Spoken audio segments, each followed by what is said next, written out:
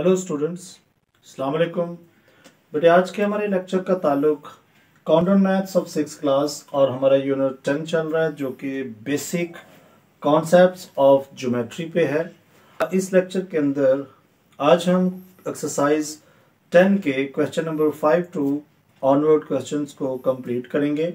सो बेटा 6 के मैथ्स के हवाले से ये हमारा लेक्चर नंबर 43 है। लेक्चर नंबर 42 में हमने इस चैप्टर को स्टार्ट किया और 1 to 4 पार्ट्स को लेक्चर नंबर 42 में कंप्लीट किया। सो अगर कोई दोस्त आज हमें पहली बार ज्वाइन कर रहा है सो बेटा प्लेलिस्ट में जाकर आप इन तमाम लेक्चर्स का ज़रूर विज़िट करें।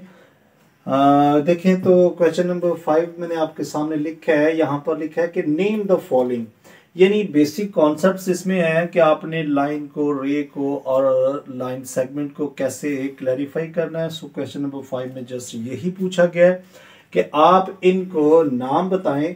अगर तो कोई भी ऐसी लाइन जो दोनों साइडों से देखें एक एरो को शो कर रही हो और उसके सेंटर में 2 पॉइंट्स गिवन है ए और बी, सो इसको हम क्या बोलेंगे कि it is a line A B.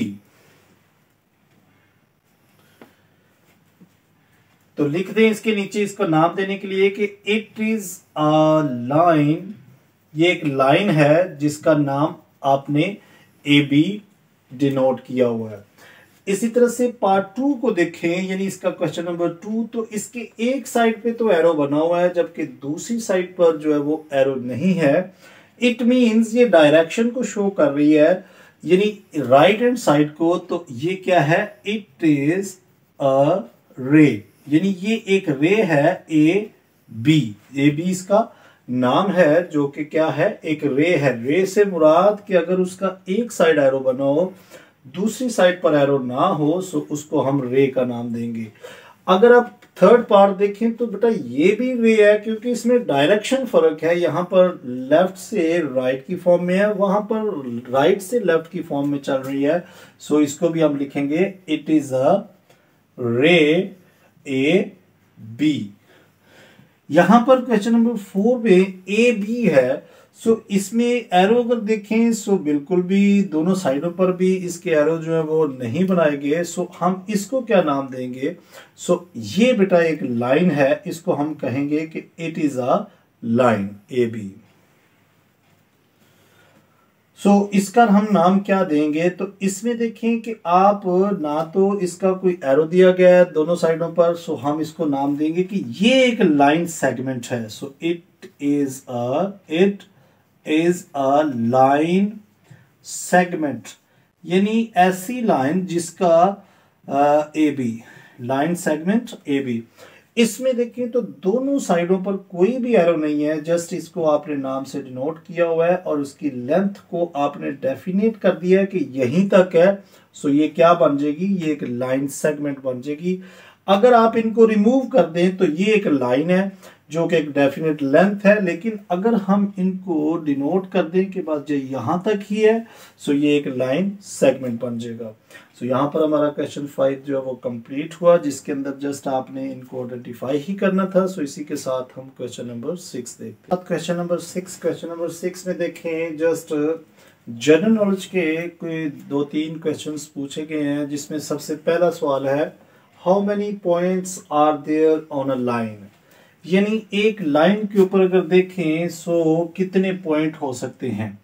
सो बेटा अगर इसमें आप ख्याल करें सो बेशुमार जो है वो इसके ऊपर पॉइंट्स हैं, क्योंकि अगर देखें कि एक लाइन के ऊपर अगर आप इस तरह से पॉइंट लगाते जाएंगे, डॉट लगाते जाएंगे, सो ये लाइन जो है कैसे बनेगी, आप इस लाइन के अंदर से बेशुमार जो है वो पॉइंट्स को निकाल सकते हैं। सो हमने इसका आंसर क्या लिखा, there are indefinite point on a line के कोई डेफिनेट हम उसकी मिकदार नहीं बता सकते कि इतने एक लाइन के ऊपर पॉइंट्स हो सकते हैं। सो हमने इसका आंसर दे देना है कि इनडेफिनेट पॉइंट जो होते हैं वो एक लाइन के ऊपर एग्जिस्ट करते हैं। इसी तरह से क्वेश्चन 2 है how many lines can be drawn through a given point, यानी कितने हम जो है वो लाइन को ड्रॉ कर सकते हैं। एक पॉइंट आपको गिवन है कि इस पॉइंट से आपने कितनी लाइनें जो है वो ड्रॉ करनी है।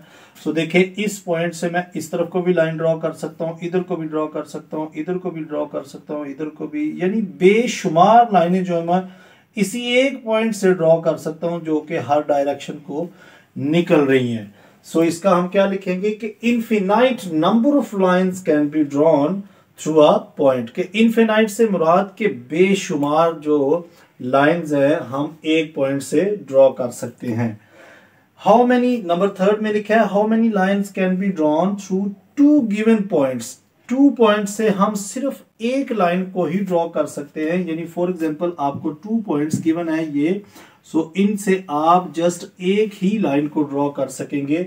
सो इसका आंसर लिखेंगे कि only 1 line can be drawn through 2 given points, यानी 2 गिवन पॉइंट से आप एक ही लाइन को ड्रॉ कर सकेंगे जो कि स्ट्रेट होगी। अगर आप कुछ कहें कि इस तरह लाइन, तो बेटा ये लाइन नहीं होगी, ये एक कर्व हो जाएगी। सो इसलिए हम एक स्ट्रेट लाइन जो है वो 2 पॉइंट से एक ही ड्रॉ कर सकते हैं। सो यहाँ पर हमारा क्वेश्चन 6 भी कंप्लीट हुआ। सो इसी के साथ हम क्वेश्चन नंबर 7 देखते हैं। क्वेश्चन नंबर 7 में देखिए लिखा है give an example of 2 non intersecting lines, यानी 2 नॉन इंटरसेक्टिंग लाइन जो है इसकी एक एग्जांपल दें। तो मैंने इसके आंसर में लिखा है कि the AB and CD are non intersecting lines, यानी AB और CD किस तरह से नॉन इंटरसेक्टिंग लाइन होंगी। अगर फॉर एग्जांपल मैं ये कहता हूं कि ये मेरे पास एक लाइन A और ये एक B है,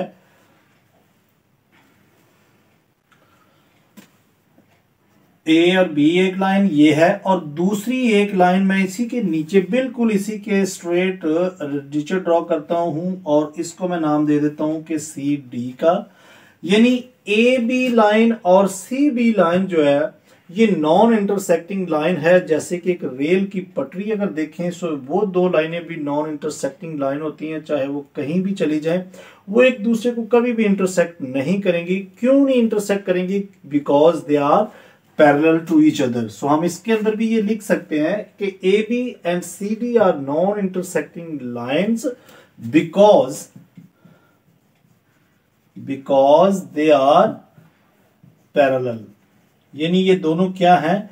ये दोनों एक पैरेलल टू ईच अदर भी लिख सकते हैं, पैरेलल टू ईच अदर।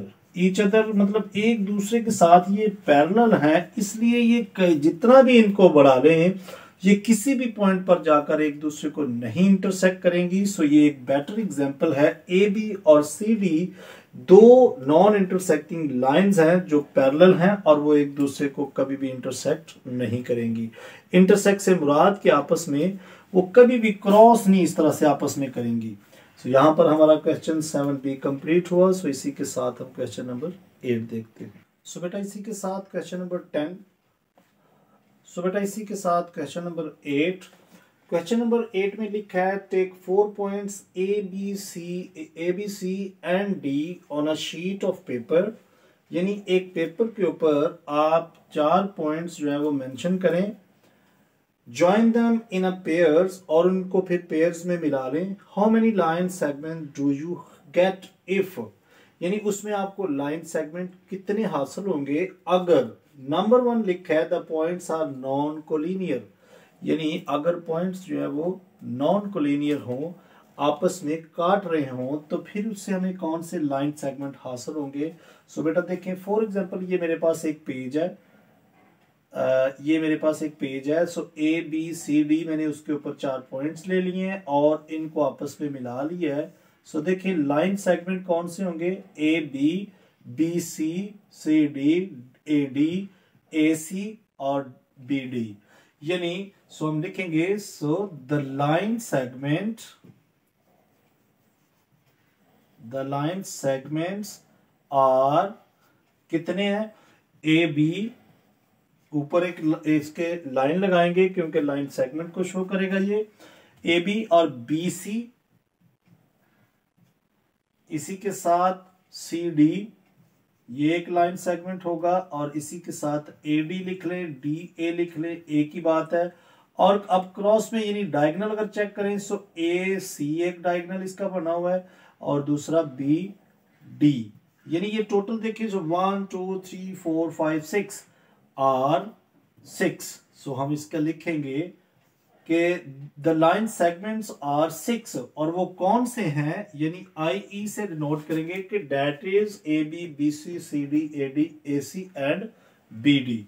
सो ये वो तमाम लाइन सेगमेंट होंगे अगर वो नॉन कोलिनियर होंगे। अगर कोलिनियर हो, यानी कोलिनियर से मुराद के आपस में वो इंटरसेक्ट ना कर रहे हो, सो फिर क्या होगा, the points are collinear. Number 2 option given है कि अगर वो कोलिनियर हो। सो बेटा देखिए, अगर वो चारों पॉइंट्स हम इस तरह से एक ही लाइन के ऊपर लेंगे कि वो कोलिनियर है, किसी को भी एक दूसरे को इंटरसेक्ट नहीं कर रहे, सो फिर कौन से, देखिए ए को आपने बी से भी मिलाना है, ए को आपने सी से भी मिलाना है और ए को आपने डी से भी मिलाना है। फिर इसी तरह से सी को बी से भी मिलाएंगे और सी को डी से भी मिलाएंगे और इसको आगे फिर सी को डी से मिलाएंगे। रिपीट नहीं करेंगे क्योंकि ये कोलिनियर बात यहां पर हो रही है। सो इसमें हम क्या लिखेंगे कि द लाइन सेगमेंट्स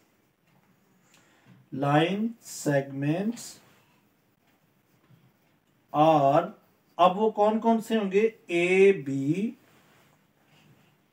और ए सी, इसी तरह से ए डी, 3 तो ये बन जाएंगे और बी को सी से, बी सी, बी और डी हो जाएगा और सी डी। यानी आपने इसमें रिपीट नहीं, पीछे को नहीं करना, आपने इसको आगे को ही लेके जाना है क्योंकि यहां पर बात ये हुई है कि अगर उसमें पॉइंट्स जो है वो कोलिनियर हैं।